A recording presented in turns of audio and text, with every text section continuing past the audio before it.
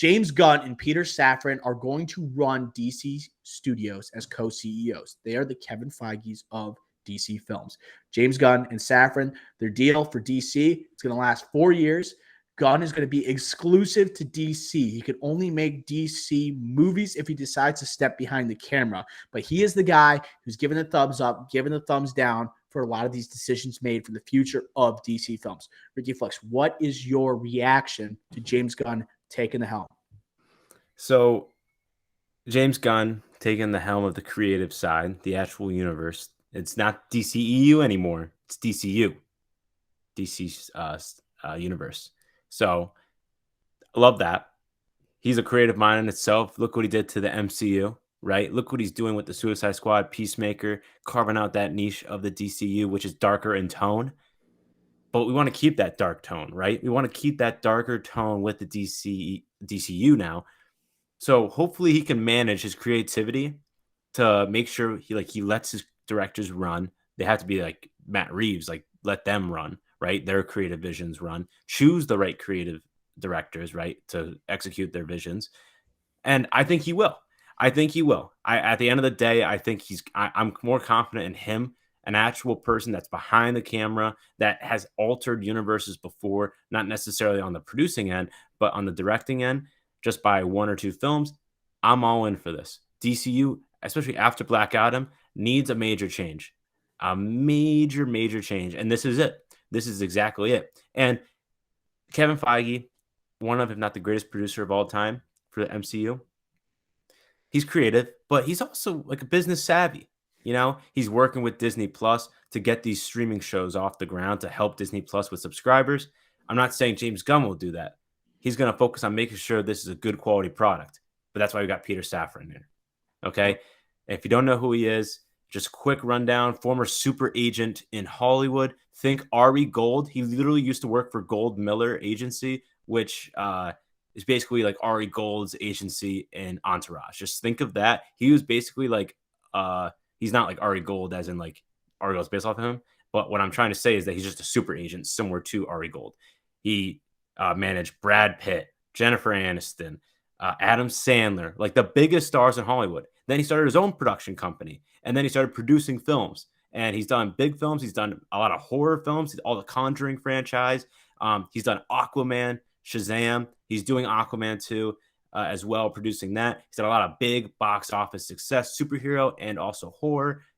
HBO, Warner Brothers, they have a lot of those. This is just a perfect match. Now, we just got to make sure that they're cohesive and they're communicating, collaborating properly. We can't have one saying, "Oh, James Gunn, I want more money," and Safran's like, "No, they got to be on the same page." And I'm sure under David Zaslav, the new CEO of Warner Brothers Discoveries, that was like his first and foremost. Can we actually have co-CEOs? Can we actually have co-CEOs of DC Studios? And I think they have hit the nail on the head here. I love this hire. I love this move. Bye to everyone. Let's get after Black Adam, probably after Aquaman, like probably after all these movies, just like we need to hit the refresh button. We need to hit a refresh button. It seems like The Flash is supposed to be that, but I don't know. But I have confidence in these two guys running DC Studios. Ricky, I couldn't agree more. This is spectacular.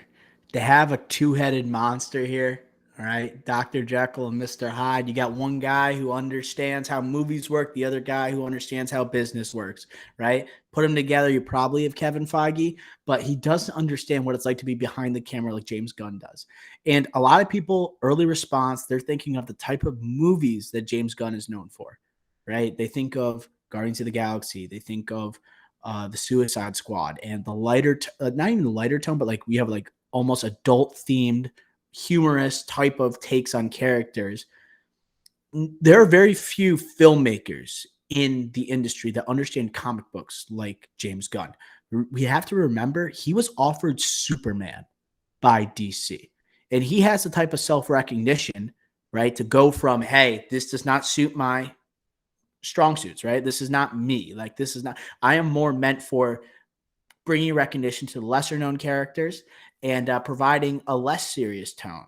Okay. And one that is more adult theme. We said the R-rated Suicide Squad.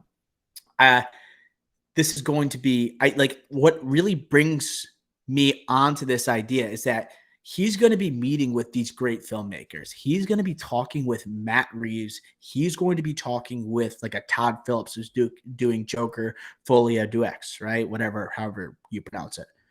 Can you imagine James Gunn's like saying no to these guys? Like I think he's going to put faith in actual filmmakers. And I think that's where DC steered wrong. I think initially when they made the DCEU, they saw what Zack Snyder's doing. They saw the box office returns. They're not going too well.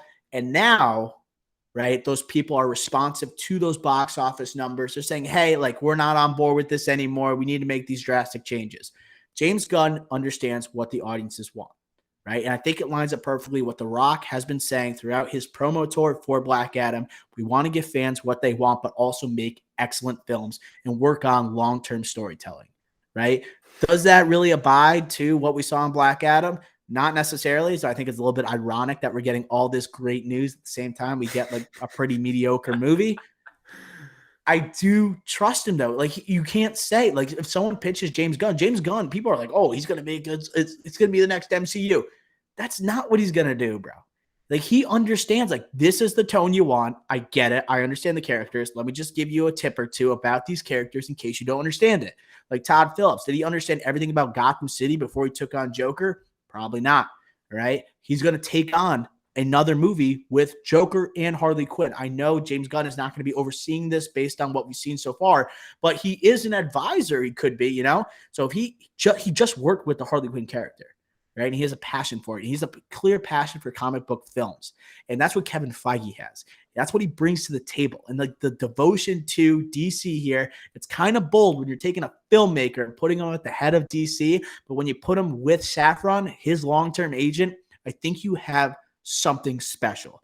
And we've seen it with the announcements that have come recently with DC. They really haven't missed so far, right? With these recent announcements. Black Adam, the movie itself, is a bit of a miss, but the projects announced afterwards, we don't cringe. It's not like, oh man, we're getting a Batgirl movie. Crap. Oh man, we're getting a Supergirl spinoff. Is that the right thing to do?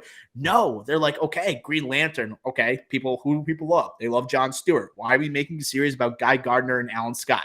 Get that out of here. Let's move on to that, right? People love Henry Cavill. We need Superman a part of the DCU. Give Man of Steel too, right? I think he just gets it. I think it's not a coincidence. These announcements are coming right on the heels, right, of him being hired as the head of DC. I think it's going to be special. I think it's going to work. Yeah, and I think you covered a lot there. One of the things that you mentioned was like him talking to these filmmakers. Now, before in the DCEU, it's like they were going up to people that don't know what it's like to be behind the camera. They don't know what it's like to actually make a movie. They're all the business. They're all the suits, right? So now it gives an alleyway for all these directors and producers and writers. Now you have an alleyway to the top here with someone that knows what it's like to write, produce, direct. And I think that's huge. Successfully. Yeah, successfully. And then he brings experience and something that's probably the greatest franchise or greatest universe ever created in the MCU, right? And he has experience with that hit and miss, like with Kevin Feige, right? Trying to bounce creative ideas off of each other, right? But somehow connecting it to a universe while keeping his vision about those characters, his off of the comics, but also like getting that creative freedom while still connecting to the universe. And I think he's going to be very diligent. You have to be diligent with the DCU, but he has that experience now. And now it like on a much smaller level, right? As with the Guardians, but now he's at the helm of DCU. And I'll tell you another thing though, with that, he has a lot of big decisions to make. These two have a lot of big decisions to make. Good point. Yes, they already confirmed Henry Cavill's coming back. That was probably the biggest decision they were going to make. But after that, that was probably the biggest decision. That definitely was one of the easiest decisions. You got to decide Ben Affleck or Batman within the DCU. How are we doing that? Because we have to bring him back. The Black Superman project. How is that incorporating this? We're already changing Green Lantern project, which I think is great news. I think it's for the best. But how are we incorporating the Black Superman project here? J.J. Abrams, his hands are on so many different HBO Max and DCU projects. How is he going to react to this news? Did he want the helm? I honestly don't know how J.J. Abrams isn't like absolutely pissed off right now, and he's on his hands on so many different things that we talked about so much in this podcast. I honestly doesn't know. Like, do we just scrap everything that he's ever touched? Or is he okay just being on the sidelines, being a producer? I honestly don't know what we're going to do with J.J. Abrams, let alone the Flash 2 decision, the Flash decision releasing it. We have Aquaman 2 coming out. Do we scrap after that? Wonder Woman 3. How do we like? He has so many bigger, more important, vital decisions for this studio. Where do we hit the refresh button, or do we keep going, trying to makeshift this studio back to what it should be, not what it was? And I don't like, hey, I would love to have that job, but you know what? That is one of the hardest jobs in the world right now. To quote the most famous DC movie that's ever existed, the night is always darkest just before the dawn. And I promise you, the dawn is coming. He has a lot of tough decisions to make, but there's not a more trusted person I would take to make those decisions than James Gunn, to be honest. That someone that is in that position compared to like Hamada that was there before, who's just judging off box office draws, doesn't have a full understanding of the characters, like the trouble that Jeff Johns had working with Hamada and whoever was at the head of DC and Warner Brothers at the time. I think that oh, what was that? That's my watch. I think that these tough decisions James Gunn is suited to make, you know, and I think he's going to do what's right for fans. And it's something you have to give him credit for with the Marvel Cinematic Universe. The progression it's made probably wouldn't have happened without James Gunn. The fact that he was able, we just talked about how Shang-Chi is must-see Marvel, right? People at the time when Guardians of the Galaxy came out, they were unsure of, okay, we're going outside the Avengers and Iron Man, Captain America, Thor. Can we just go to these lesser known characters and provide a worthwhile audience experience for our fans? And he did it.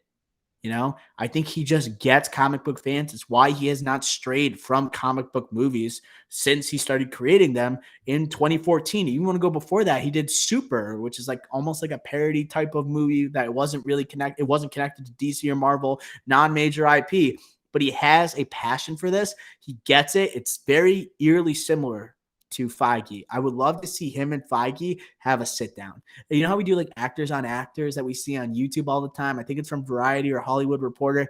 I would love 5 years from now when DC is absolutely killing it. I'm saying it right now. When DC is absolutely killing it in 5 years, he sits across from Kevin Feige, the relationship they used to have, the approach they have with these characters and with these specific studios. I think we're going to be looking back saying this was an all-time decision.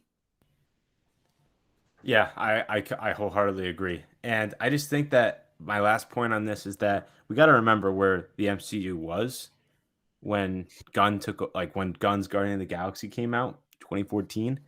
Like Incredible Hulk, right? Came out, Iron Man, Thor, Iron Man 2, Thor, yeah. the Avengers. Yeah, I'm just talking about like the actual characters. Those Thor are all 2. core Thor Avengers. 2, yeah. All core Avengers, and let alone Captain America Winter Soldier comes out, right? Huge success. I think one of the best MCU movies of all time. And then we have Guardians of the Galaxy coming out later that year. That like most people didn't even know who the Guardians were if you didn't read the comics. So you went from all these core Avengers movies, you had sequels. You even had Iron Man 3. You had an Avengers movie. And now you're coming out with Guardians of the Galaxy instead of all these, like, what are we doing? So I just think, like, yeah, that definitely seemed more, like, I was definitely more pessimistic then than I would be at this. And this is a much bigger task. He's a proven filmmaker. You know, like we're going up to Infinity War saying like even more so than core Avengers, we're looking forward to seeing Peter Quill. We're looking forward to seeing Groot, Rocket Raccoon. Like who knew when Kevin Feige was formulating that universe that he was going to be looking forward to those characters that James Gunn is responsible for making popular. So let's just keep that into account. He understands comic books, he understands characters, and he understands like the hidden fan too. As you said before, no one knew about those characters. He knows the ins and outs, and it seemed like he had the time of his life shooting a DC film with the Suicide Squad. Even though it didn't have great box office returns, people contribute that to COVID, the HBO Max hybrid release. Let's just let him cook, dude. He's going to do an awesome job. Very happy to see that he's taken over.